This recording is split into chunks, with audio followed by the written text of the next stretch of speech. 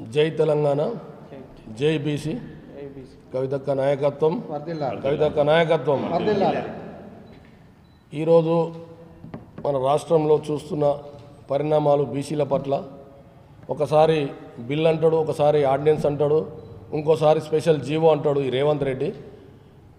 ఆ రోజు మీరు ఎలక్షన్ మేనిఫెస్టోలో 42% కామారెడ్డి డిక్లరేషన్ చేసేటప్పుడు మీకు తెలీదా ఇవన్నీ అడ్డంకులు వస్తాయని చెప్పేసి? ఈరోజు మీ పీసీసీ ప్రెసిడెంట్ కిషన్ రెడ్డి తలుచుకుంటే ఒక్క నిమిషంలో బీసీ రిజర్వేషన్లు వస్తాయని చెప్పేసి అంటాడు. మరి ఆ రోజు మీరు మేనిఫెస్టో పెట్టేటప్పుడు ఈ బీజేపీ వాళ్ళని అడిగి మీరు మేనిఫెస్టో తయారు చేసిరా? ఆ రోజు అడ్డంకులు వస్తాయని తెలియదా?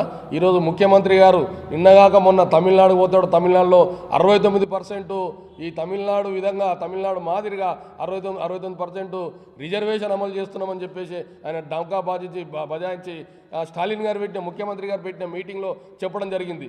మరి అట్లా చెప్పనే చెప్తాడు, ఇట్లా జీవో ఇవ్వనే ఇస్తాడు, మళ్ళీ పోయి ఆయన చెంచాలతోని ఈరోజు కోర్టులలో కేసులు వేస్తాడు. మరి ఇది దేనికి దారితీస్తుంది? ఆనాడే చెప్పింది కల్వకుంట్ల కవిత గారు, మీరు ఈ విధంగా రాజకీయంగా రిజర్వేషన్లు తీసుకొస్తే ఇబ్బందులు ఏర్పడతాయి, ఎవరైనా కోర్టుకు పోతే అన్ని రిజర్వేషన్లు ఆగిపోతాయని తెలిసి ఆ రోజు 3 బిల్లులు అడిగింది కల్వకుంట్ల కవిత గారు.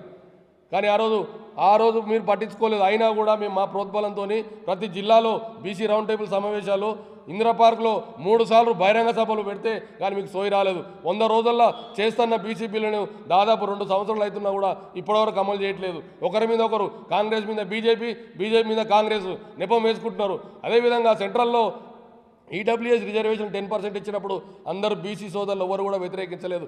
ఈరోజు అగ్రకులాలు ఉన్నవారు కొంతమంది కోర్టుకెళ్ళి ఈ బిల్లును ఆపుదామని చూస్తున్నారు. కానీ ఇది కరెక్ట్ కాదు. మిగతా బీసీ సంఘాలన్నీ కూడా ఈరోజు కాంగ్రెస్ పార్టీకి అనుకూలంగా ఉన్న బీసీ సంఘం కానీ ఇంకా ఇతర పార్టీలకు అనుకూలంగా ఉన్న బీసీ సంఘాలు కూడా అందరూ కూడా ముల్లన్న చెప్పినట్టు, నరసింహ చెప్పినట్టు ఏకతాటిపైకి రావాల్సిన అవసరం ఉన్నది. అవసరం అనుకుంటే కోర్టులలో కేసు వేసిన వాళ్ళని బహిష్కరణకు గురి చేయాలి, సంఘ బహిష్కరణ చేయాలి, సమాజం నుంచి బహిష్కరణ చేయాలి. అవసరం అనుకుంటే వాళ్ళ ఇంటి ముందల చావు తప్పు కొట్టాలి. ఎందుకంటే ఇన్నేళ్ళు కూడా దాదాపు స్వాతంత్రం వచ్చిన దాదాపులో 80% కూడా కాంగ్రెస్ పాలించింది. ఆ రోజు నుంచి గుర్తుకు రాని బీసీలు ఈరోజు గుర్తుకొచ్చి ఈరోజు బీసీలు లేకపోతే మాకు మనడ లేదని చెప్పేసి రాహుల్ గాంధీ గ్రహించింది. కాబట్టి ఈరోజు బీసీల జపం పడుతున్నారు.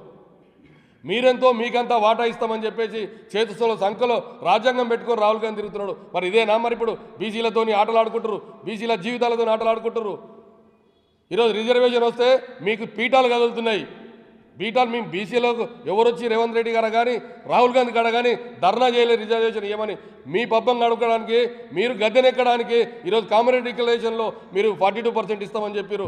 మా శాతం ఎక్కువ ఉన్నది, అయినా మీ మేనిఫెస్టో ప్రకారం రిజర్వేషన్ ఇవ్వమన్నాం. ఓసారి ఢిల్లీ